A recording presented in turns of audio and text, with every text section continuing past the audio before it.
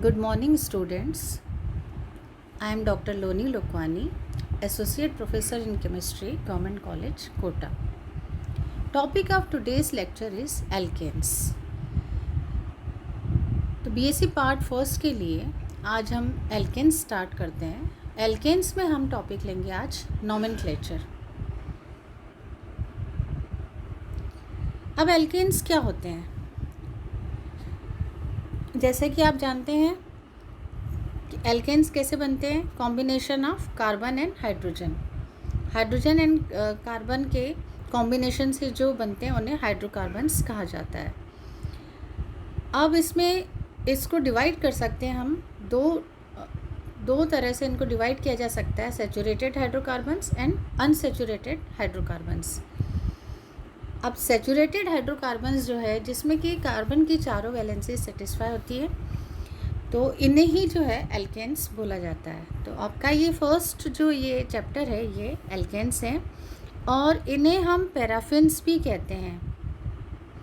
Paraffins जो है ये ग्रीक वर्ड है. Parum means less reactive. Paraffin जो है ये बनता है combination of two words parum and affinis. Word parum means very less, बहुत कम, और एफिनीस मीन्स एफिनिटी और रिएक्टिविटी. तो जिसमें कि बहुत कम रिएक्टिविटी हो उसे पैराफिन्स कहा जाता है. तो जनरली एल्केन्स जो हैं ये केमिकल रिएक्शंस के प्रति कम सक्रिय होते हैं, लेस रिएक्टिव होते हैं. और इसमें जो कार्बन होता है वो sp3 हाइब्रिडाइजेशन पाया जाता है, और इसकी ज्योमेट्री होती है टेट्राहेड्रल. तो आज हम इसमें पढ़ेंगे नोमेनक्लेचर. जनरल फार्मूला एल्केन्स का होता है CnH2n +2. तो फर्स्ट मेंबर जो है इसका मिथेन है, then ethane, propane, butane and pentane. 1 carbon atom to 5 carbon atom. तो नोमेनक्लेचर. अब इसको भी डिवाइड किया है हमने branched alkanes and unbranched alkanes. तो पहले हम लेंगे नोमेनक्लेचर ऑफ अनब्रांच्ड एल्केन्स. अशाखित एल्केन्स का नामकरण IUPAC सिस्टम द्वारा. तो हम ये डिस्कस करेंगे IUPAC सिस्टम. तो 4 मेंबर्स जैसे हम जानते हैं एल्केन्स के, CH4 मिथेन है, then C2H6 ethane, C3H8 propane and C4H10 butane. अब इसको हम जैसे एक टेबल से और अच्छा समझ सकते हैं. जैसे CH4 से C5 तक pentane, then C6 carbon atom है तो हेक्सेन, एंड C10 है तो डोकेन. फिर उसके बाद भी 11 है, C11 है तो अनडेकेन, 12 है तो डोडेकेन. इस तरह से 20 कार्बन तक आइसोडेकेन. ये टेबल में हमें शो हो रहा है यहाँ पर. इस तरह से इसको हम नोमेनक्लेचर कर सकते हैं. तो इसमें जो है हमेशा जो है सफिक्स इसमें ANE लगेगा. तो IUPAC में ANE लग के इसका नामकरण किया जाता है. अब है इसमें नोमेनक्लेचर ऑफ एल्किल ग्रुप्स. अगर हम एल्केन्स में से एक हाइड्रोजन को हटा दें, रिमूव कर दें, तो बन जाता है एल्किल ग्रुप. जैसे इसको R से भी डिनोट किया जाता है. R से बताया जाता है CH3. अगर CH3 है तो उसका नाम होगा YL लगेगा, मैथिल. CH2 CH3 है तो एथिल ग्रुप. इस तरह से ये रिमूवल ऑफ हाइड्रोजन से बनते हैं. इसी तरह से सारे जो है एल्किल ग्रुप्स का फॉर्मेशन होता है. अब जैसे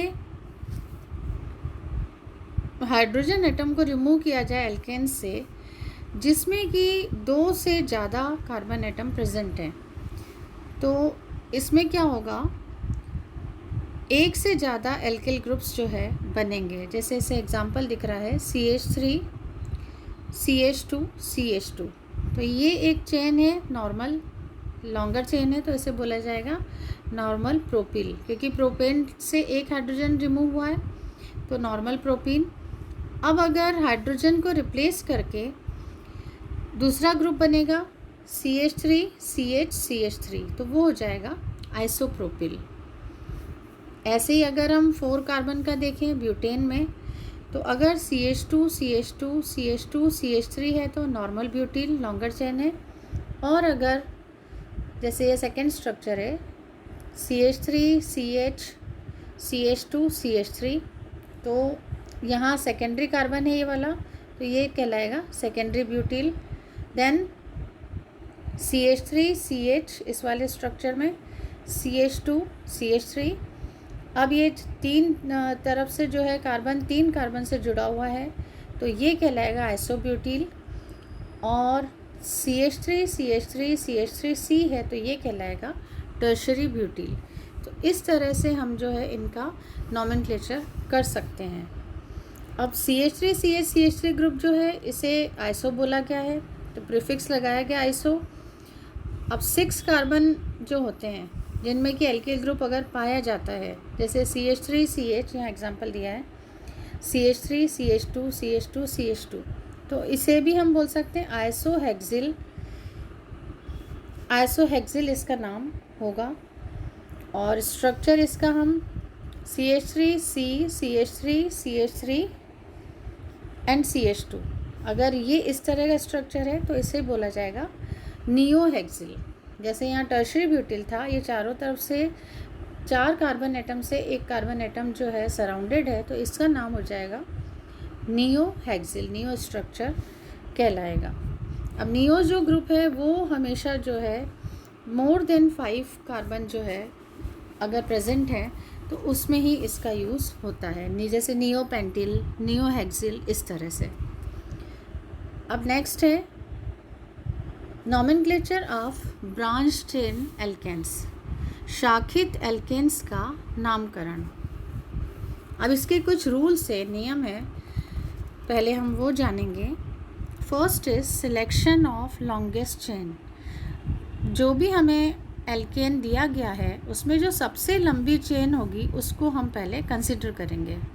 कंटिन्यूस जो लॉन्गेस्ट कार्बन वाली चेन है उसको सिलेक्ट करेंगे एज ए पेरेंट चेन। तो जैसे हम एग्जांपल देखेंगे यहाँ CH3, इसमें CH CH3 CH2 CH3। अब लॉन्गर चेन जो है इसमें 5 कार्बन है लाइन से, तो ये कहलाएगी पेंटेन डेरिवेटिव। नेक्स्ट स्ट्रक्चर है CH3 CH, तो ये लॉन्गर चेन जो है ये वाली है, तो ये कहलाएगी हेक्सेन डेरिवेटिव। इसके नेक्स्ट जो है 7 मेंबर्स वाली लॉन्गेस्ट चेन है इस तरह, तो ये कहलाएगी हेप्टेन डेरिवेटिव। तो इस तरह से हम जो है पहले सिलेक्शन करते हैं लॉन्गर चेन का। अब इसमें अगर 2 लॉन्ग चेन्स इक्वली प्रेजेंट हैं, पॉसिबल हो सकता है कि कंपाउंड में, तो हम वो चेन लेंगे जिसमें कि ज़्यादा सब्स्टिट्यूएंट प्रेजेंट है, उसको हम as a parent chain select करेंगे। जैसे ये 2 एग्जांपल दिए हैं, ये इसमें ये वाला, एक ये और एक ये। अब इसमें है नंबर 1 पे 1 to 5 CH3 CH CH CH2 CH3। अब इसमें 2 और 3 पोजीशन पे जो है 2 ग्रुप जुड़े हैं। एक पे मैथिल ग्रुप है CH3, नंबर 3 कार्बन पे जुड़ा हुआ है CH2 CH3। तो हम इसको अगर कंसिडर करते हैं तो ये हो जाएगा करेक्ट सिलेक्शन ऑफ चेन। ऐसे अगर हम, क्योंकि सेकेंड नंबर पास है, दूसरे नंबर पे ही 2 और 3 पे जो है ये सब्स्टिट्यूएंट है। अगर हम ये वाला स्ट्रक्चर देखते हैं तो इसमें 3rd नंबर पे और 4th नंबर पे जो है स्ट्रक्चर है, तो वो जो है रॉन्ग हो जाएगा सिलेक्शन। 1 2 3 4 5 जैसे इन्होंने यहाँ किया है, तो 3rd नंबर पे जो है इसको चेन कंसिडर की, तो वो सिलेक्शन गलत हो जाएगा। तो इस तरह से हम देख सकते हैं कि सिलेक्शन हमें पहले करना है लॉन्गेस्ट कार्बन चेन का। तो फर्स्ट रूल ये है। सेकंड है numbering of carbon atoms in the chain. अब कार्बन एटम्स जो हैं उसको कितना नंबर प्रेजेंट है, श्रृंखला में कितने प्रेजेंट है वो हम देखेंगे। जैसे एग्जाम्पल है CH3 CH, CH2 CH2 CH3। अब 2 नंबर पे CH3 है। अब सेकंड अगर स्ट्रक्चर देखा जाए CH3 CH2 CH2 CH CH3 CH3, वहाँ से देखेंगे 1 करेंगे तो 4 नंबर पे आएगा। तो पहला वाला स्ट्रक्चर जो है ये करेक्ट है। अब अगर 2 सब्स्टिट्यूएंट प्रेजेंट हैं, if a compound containing 2 or more substituent, then the number of the carbon chain takes place from the end where carbon atom attains lowest number at which first substituent is present। अब हम इसको अगर structure से देखेंगे तो समझ आएगा। जैसे ये स्ट्रक्चर है, इसमें 1 to 10 जो है ये लॉन्गर चेन है, और 7 और 8 पे जो है सब्स्टिट्यूएंट, और 2 पे 2 7 and 8 2 7 and 8 पे जो है वो सब्स्टिट्यूएंट प्रेजेंट है। अब दूसरा वाला स्ट्रक्चर देखेंगे तो 1 to 10 जो है यहाँ से करेक्ट, यहाँ से हमने काउंट किया है 1 to 10, और 3 4 दिस इज़ 3 4 and 9 इस पे प्रेजेंट है सब्स्टिट्यूएंट, कोई भी जो है प्रतिस्थापी समूह प्रेजेंट है। तो करेक्ट वाला जो स्ट्रक्चर है ये वाला होगा, ऊपर वाला। तो नंबरिंग जो है हम इसको देखेंगे तो सब्स्टिट्यूएंट जो है सबसे पास में प्रेजेंट है, 2 से स्टार्ट है, तो हम इसको सिलेक्ट करेंगे हमेशा। तो ये रूल्स हैं कुछ।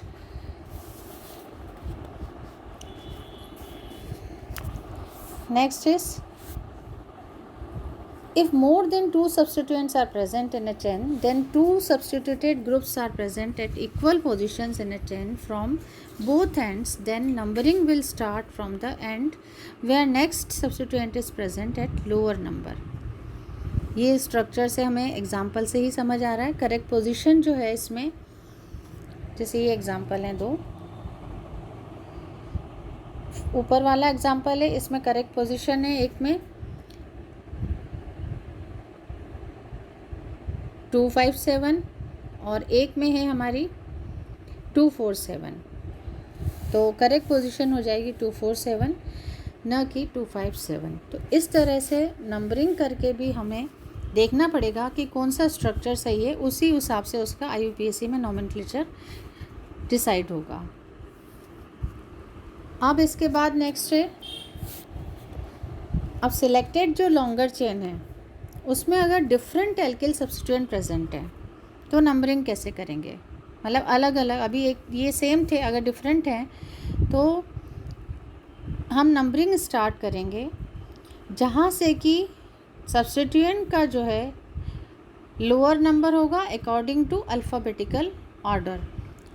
मतलब जैसे एग्जांपल से आप समझ जाओगे, ये वाला एग्जांपल है CH3 CH2 CH2 CH3 1 to 6 longer chain है। 3 नंबर पे CH2 CH3 है, और 4 नंबर पे 3 नंबर ये जो कार्बन है इस पे CH2 CH3 है, 4 पे है CH3। तब एथिल ग्रुप है ये वाला CH2 CH3 means ethyl 2 carbon है, और 4 पे जो है मेथिल ग्रुप है।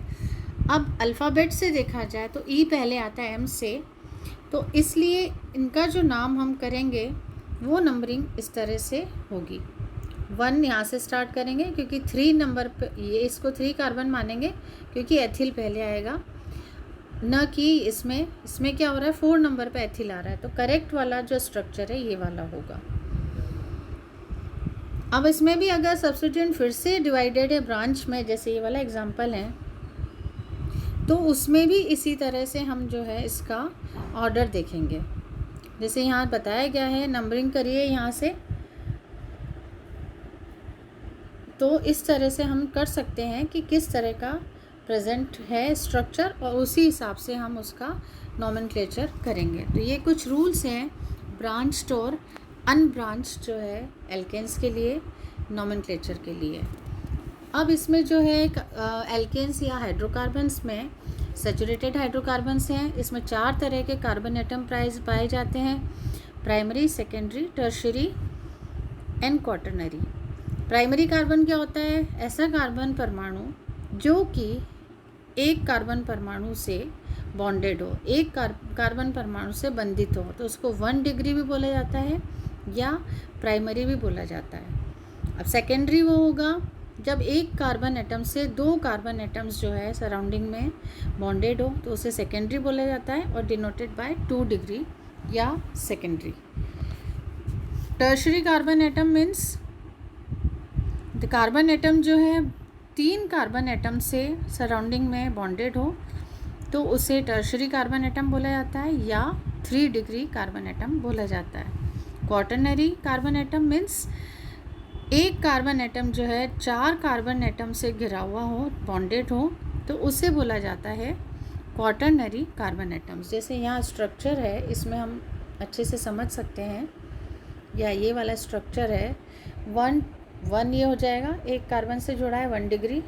सेकेंड डिग्री मीन्स दोनों साइड से कार्बन से जुड़ा हुआ है 3 डिग्री, तीनों साइड से एक एक कार्बन से जुड़ा है, दिस इज़ 4 डिग्री या क्वाटरनरी, चारों तरफ से कार्बन एटम से बॉन्डेड है। इसी तरह से हाइड्रोजन एटम है, हाइड्रोजन एटम जो है प्राइमरी से जुड़े होंगे तो प्राइमरी कहलाएंगे, सेकेंडरी कार्बन से जुड़े होंगे तो सेकेंडरी, टर्शरी से जुड़े होंगे तो टर्शरी हाइड्रोजन एटम्स कहलाएंगे। तो इस तरह से ये जो है एल्केन्स का नॉमेनक्लेचर है। Thank you.